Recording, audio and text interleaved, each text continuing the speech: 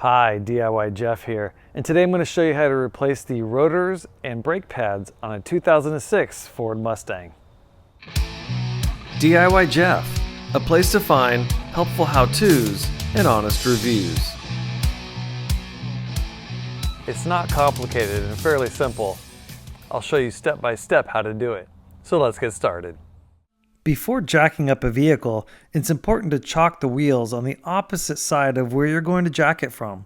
2005 to 2009 Mustangs are great because they have a cross frame bar that runs under the front of the vehicle that makes for a perfect jack location.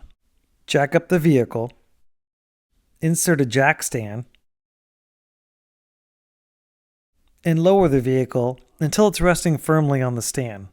I'm using an impact gun to remove the lug nuts, but if you're using a socket wrench or a breaker bar, be sure to slightly loosen them before you jack up the vehicle. Take the tire off and set it aside. There are 2 bolts holding the brake caliper in place. Using a 12mm socket, remove both of the bolts.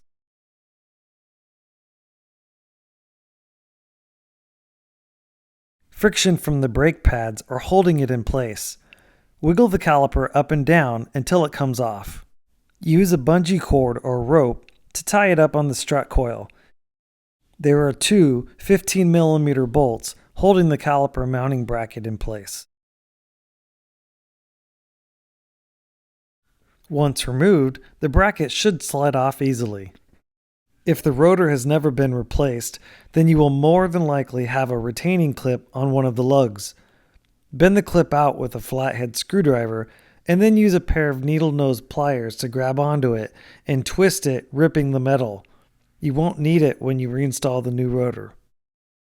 The rotor may slide off at this point, but it may also be stuck on. First, try to loosen it by tapping on it with a rubber mallet. If that doesn't work, try tapping on the front by the lugs with a regular hammer, taking care not to hit the lugs.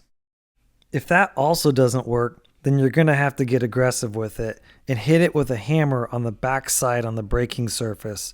Be advised that this method should only be used if you're replacing the rotor because hitting it with a hammer will damage it.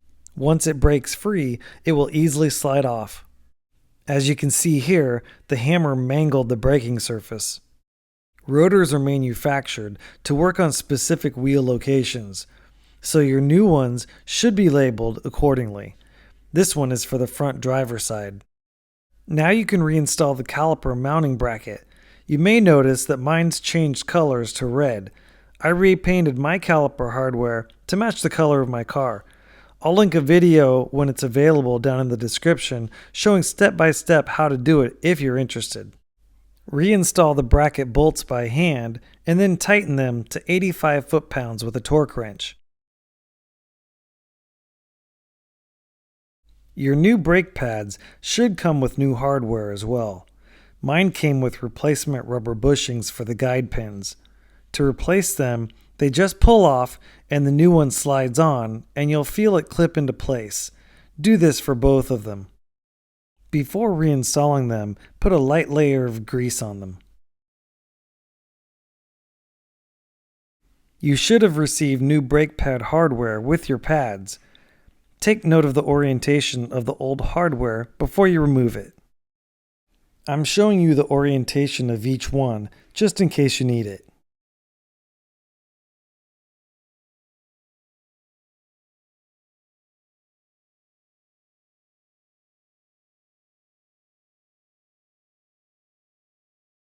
Most new brake pads come with anti-seize lubricant.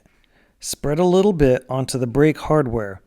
This will help the brake pads to easily slide inside the hardware. Be careful not to get any of the lubricant on the rotor's braking surface, as this will cause a problem for the brake pads. Also spread some on the metal backing on the pads. This is where the caliper will make contact with the pad.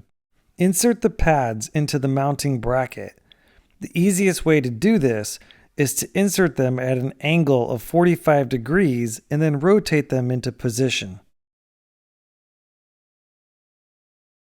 Using one hand to squeeze the brake pads against the rotor, slip the caliper over the pads. Insert the top caliper guide pin and then line it up with the caliper and insert and tighten the bolt by hand. Do the same for the bottom pin. Using a 12mm socket, torque them to 25 foot-pounds. The tire is ready to go back on. Tighten the lug nuts by hand at first, then snug them up with a ratchet.